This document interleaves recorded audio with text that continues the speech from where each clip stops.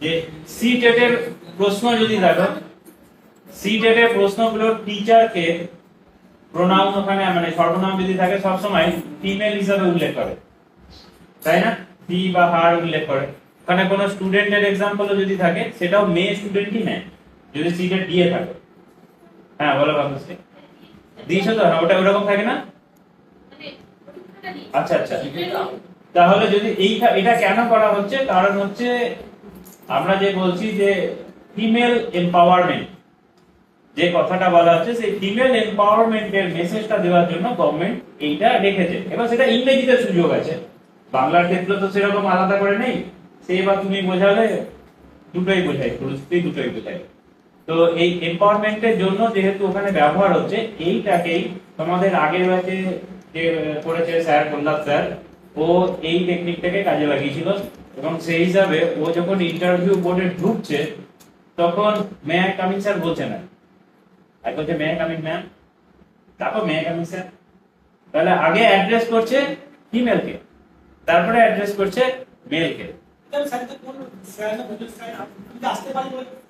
এবার এইটাও একটা ব্যাপার আছে, আমি কি আসতে পারি, এই যে সমস্যাটা তুমি কোন ল্যাঙ্গুয়েজে বলবে, তাই তো? তুমি যদি অনেকে বলে যে আমি যদি ইংরেজিতে বলি তাহলে তো সব ইংরেজিতে শুরু হয়ে যাওয়ার সম্ভাবনা থাকছে। এবার যদি তোমার ইংরেজি স্ট্রং পয়েন্ট থাকে, যদি মনে হয় যে হ্যাঁ আমি ইংরেজিটাই চাইছি, আমি ওই রকমই ফ্যাব্রিকেট করতে চাইছি, তাহলে তুমি অবশ্যই ইংরেজি বলো। আর যদি তোমার স্ট্রং পয়েন্ট না থাকে, যদি তুমি না চাইছো, ইংরেজি এড়িয়ে যেতে চাইছো, তাহলে এড়িয়ে যাওয়া বলে বুঝবে। একদম এড়িয়ে যাবে না স্যার, আমি যেটা বললেন স্যার অথবা ম্যাম দিবা, আমি শুধু বললাম আমি কি আসতে পারি, হ্যাঁ সেটাও হবে। তাহলে স্যার ম্যামকে কাউকে তাহলে এই একদম আমরা তাহলে এইখান থেকে একটা অ্যাপ্রোচ পাচ্ছি যে আমরা ডিসক্রিমিনেশনের জায়গায় যেতে চাইছি না, আমরা একটা মধ্যপন্থা অবলম্বন করতে চাইছি, তাই তো? তাহলে কাউকে ইন্ডিকেট করলাম। তাহলে এই যে আমরা যে সিদ্ধান্তটাই পাচ্ছি আর কি, মধ্যপন্থা, এই মধ্যপন্থা সিদ্ধান্তটাতেই আমাদেরকে ঠিক থাকতে হবে। কিরকম ব্যাপার, ওখানটায় বেশ কিছু মানে এই ধরনের কোশ্চেন রাখবে যে কোশ্চেন গুলোতে তোমার মানসিকতা বুঝতে চাইছে।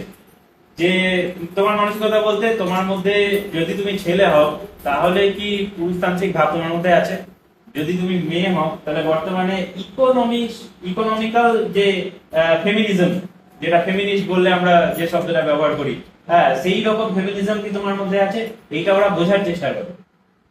এবং সেই এটা স্যার প্রেজেন্স অফ মাইন্ডের উপর নির্ভর করতে পারে। এবার এই অবশ্যই তুমি প্রশ্ন কিভাবে ট্যাকেল করবে তার উপরে নির্ভর করছে। তো আমি এই ক্ষেত্রে আরেকটা মানে সমাধান বলছি, সেটা হচ্ছে যে তুমি নিজে নিউট্রাল হয়ে যাও।